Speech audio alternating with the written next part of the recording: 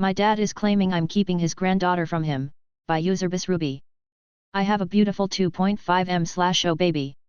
My dad started fighting with me because I refused to leave her alone with him until he shows me he can take care of her, change diaper, feed from bottle, warm up breast milk, etc. We had a huge fight, there was yelling, and when I told him the next day that I can't do this anymore because it's preventing me from caring for my baby properly, he complained that I am putting her over my relationships with him. So I told him she is more important, and I will talk to him when she doesn't need me 24/7 and blocked him. My mom came over a few times the next week, and eventually asked if she can come over with my dad so he can see her. I said yes. He came over, threw a fit that she's asleep, and left. The next day I was at my parents' house with her while my dad was at work. I was downstairs in the living room with her when he came back home early. My mom offered him to wash his hands and hold her, something we also fought over, and he just stopped angrily upstairs, and when mom went to talk to him he apparently wanted her to bring my baby to him without me. I obviously refused, because she's so small and I don't trust him even with mom's supervision, and he is now claiming I am keeping her away from him. TBH, maybe I should. *edit. I require anyone and everyone who wants to help with my daughter, to show me that they can care for her. Taking care of a baby, especially an infant, has changed so much in the past 10 years, let alone the 30 years since I was that age. All of the other grandparents, my mom and in-laws, were happy to help around and didn't mind having to show me that they can care for her. My dad is the only one who refused and was insulted by it. He wouldn't even change her diaper, regardless of how I phrased it. If he won't show me he can care for her while I'm away for an hour, then I can't trust him. Additionally, in this specific case, he insisted that I stay out of the room while he holds her, which is just a very strange request. I wasn't keeping her away from him, he was welcome to hold her under my supervision, he just refused to have me there, so I didn't let him hold her. Entitled Dad Wants Kid to Ride My Dog, by user green_sweatshirt. This happened several years ago, and it still makes me angry whenever I think about it. My dog was not feeling well and we were sitting in the waiting room of the vet's office. A family sat down across from me, and the father saw my dog and told his daughter, who looked like she was about 2 or 3 years old, to go meet Lassie. Everything was fine until she decided to start climbing onto his back. I said, "No, he has arthritis and doesn't feel well. Please don't do that." The girl's father jumped up and ran over, and started screaming so close to my face that I could feel his spit. He said I had no business bringing a dog like that in here if it wasn't good with kids, and there was something wrong with me if I wouldn't let a Lassie dog play with kids. I told him that he has arthritis and is not feeling well, and I did not want her trying to ride him. He verbally abused me, female, baby boomer, some more, and told me to take the dog out of there, the vet's office, if it wasn't okay for his daughter to play with him. My dog was perfectly well behaved, he always is. I was trying to protect him. I looked over at the vet techs hoping they would step in, but they were on the phone. He said, "Here Lassie, here girl," then picked up his daughter and held her over my dog to try to place her on my dog's back. I grabbed my dog's leash and pulled him out from under her just in time, and the kid started to whine. I said, "He's a boy, and he's here to see the vet. He is not a horse, and he's not here for your kid to ride." This resulted in a lot more verbal abuse from him, and I kept wishing the vet techs would get off the phone and do something.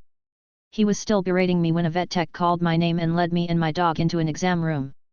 My dog was treated for gastroenteritis, and recovered just fine. A little update, my dog is doing fine, his arthritis bothers him sometimes but he is enjoying life. Fortunately, I never saw that entitled father again. I still get steamed whenever I remember him. Mom ruined my credit, by user D from Target. Well, recently I checked my credit report. It seems I have a Capital One account credit card with a $3,000 balance racked up on it. Bear in mind I never opened this account. I don't really talk to my mother anymore due to life things, but coke to find out my mother used my SSN to open a card with her and me on it. She's notorious for being bad with money, that's why I tried my best to do the opposite of her. Now my credit score is getting dinged because of the high balance on the card. Not sure how to go about getting this resolved because she has no way to clear it fast enough. If there's any way to clear it in my name so I can get back on the path of good credit again. Not sure if identity theft report or fraud is the best way. Thanks. Dad expects me to text him, call him, and update him daily. Feel like I'm going crazy, by user Upbeat Strawberry 407. Hi everyone. I, 25F, have read through a ton of similar posts on here, but wanted to write my own as I feel like I'm going crazy and need some external opinions. My parents divorced when I was 2, and my dad has always done his best to be in my life. My older brother and I used to love spending the day with him every Saturday. At some point, when I was around 12 years old, my older brother stopped coming. My mom and dad had some bad custody/child support fights early on, and my older brother sided with my mom. I tried to stay neutral to avoid hurting anyone. From there, until college, I would visit my dad alone. He wasn't too pushy about texts/calls, but would always cross into overprotective. He would text me almost daily to check in, and on the few instances I forgot to answer, out at a friend's, fell asleep early, was sick, he'd text my mom and demand to know that I was okay. A few times, my mom was asleep as well and didn't answer, and he called the police to my mom's house in the middle of the night. Our relationship started to get really bad right before college, and we were fighting all the time, but he always attributed it to being a hormonal teenager. I think it was because I was struggling for more independence. My first year of college, he lost his high-paying job and all his income. He had to move in with his mom, my grandma, to a different state, where they still live together now. She is immunocompromised and he takes care of her, so they both have essentially not left the house since COVID. He is set on looking for virtual work and has been doing nothing but studying daily, sleeping weird hours, and applying for jobs for the last 5 years. Not even exaggerating, they don't do much else. I haven't seen either of them in 5 years and he says he isn't ready for me to visit because he is ashamed of the situation. Our current schedule is as follows: we speak on 2x a week on a set day and time for 1 hour each. Both of these calls end up going way over an hour, and he guilts me when I try to wrap up even though I have things to do around the house, fitness classes, dinner to make, etc. During this call, I am not allowed to walk, clean, cook, be outside, or do anything besides sit and listen. If he hears any noise in the background, he gets angry. When I try to push back on this, he says that I probably waste time on 100 other things and can set aside 2 hours, or more, a week to speak. We don't have much to talk about as I don't like to tell him about my life. He likes to debate or turn everything I mention to him into a negative or life lesson. I have been in an amazing relationship for almost a year that I haven't had the energy to tell him about, because I know he is going to find a million things wrong with it, e.g. he is a different religion, which is apparently the worst thing in the world, even though I am not religious and neither are my boyfriend or dad. We talk about my job occasionally, but I'm not interested in climbing the corporate ladder or learning the games he wants me to play. He doesn't have anything happening in his life either, as all he does is study for open roles he finds. He usually spends our phone call talking about the mistakes he's made in life and about how I should avoid them, current events and politics, and things going on in the career world.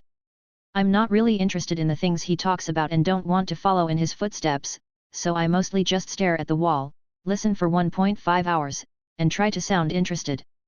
In addition to these calls, he also wants me to text him within 15 minutes of arriving to work, 2 days a week, different from the above days, and text him when I am home from work, before 6 p.m.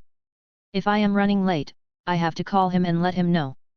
For reference, my commute is a safe and easy 20 minutes ride.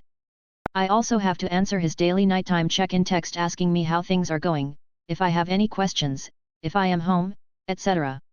Within 30 minutes.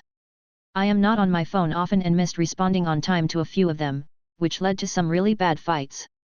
We eventually settled on me texting him myself every night, once I was home and not planning to leave.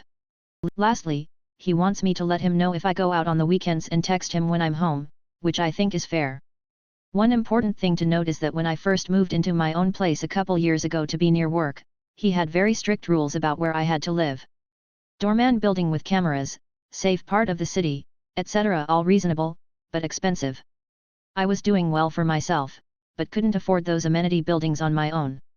Think NYC, where you can find affordable apartments in okay areas on a decent entry-level salary, but not the amenity buildings in very nice areas. My dad agreed to cover the rest, and did so for about a year and a half. A few months ago, right after I resigned for another year, he told me ran out of money. I've been putting all the extra on my credit card, which he promises to pay back once he gets a job. I don't know when that will be, and of course will not be resigning unless things turn around, but I'm kind of stuck in this situation. I wish I could say that this is the only reason I want to keep the relationship with him. Money is not worth a bad mental state. I can't say that it doesn't make me anxious, but I could end our relationship and walk away with a few thousand in debt. The truth is that I feel bad for him, and he makes me feel guilty if I don't put him first. My parents are European, and he says it's a very American mentality to not put your family first. That I should want to call him often and should feel bad if I know he is worrying about me. That if I can text him to let him know that I am okay, that I should. I've tried to ask that we cut back on communication and how much he relies on my responses, but he calls me selfish.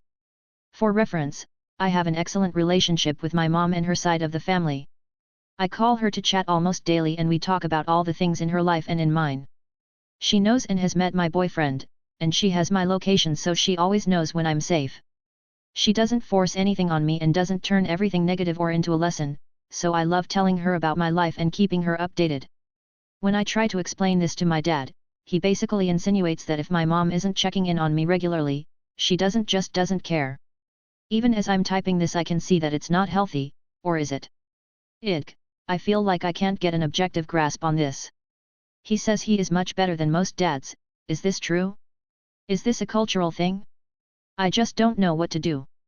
I don't want to cut him off or end the relationship, because he doesn't have anything else, no other close friends or family besides his mom. I love him a lot. The financial tie doesn't help. It's easy to suggest setting a hard boundary, but he always follows with "so you're okay with knowing that I'm stressing out, and there's something you can do to fix it, but you won't." Do I just say yes? I feel like I can't do this forever. I hate being attached to my phone and constantly anxious. I am reaching my breaking point. I really don't know what to do. Does anyone have a couple words of advice, or confirmation either in support of my side or of my dad's side? Thank you in advance and sorry for the length. My parent don't want me to move out at 28, by user leading leopard 4979. So today I just told my parent that I want to move out and leave on my own. I thought my mom had received the message well until she sat me down and told me that I can't go to live on my own because I'm sick. I got sick, stroke, which affected my physicality in 2017. I have gone to physiotherapy since then and I've recovered at least 85% of my health back. This allowed me to get a well-paying job even though I'm under a 3-year which ends in 2026. Furthermore, get my health back on track allowed me to go to driving school late last year which I completed and got my driving license this year in March. I want to move out so that I can get my peace of mind and also continue going to the gym which will be closer to the place I'm moving to. I want to get my health back. I'll be turning 29 years next month. My mom also has been the controlling type of person since I was young.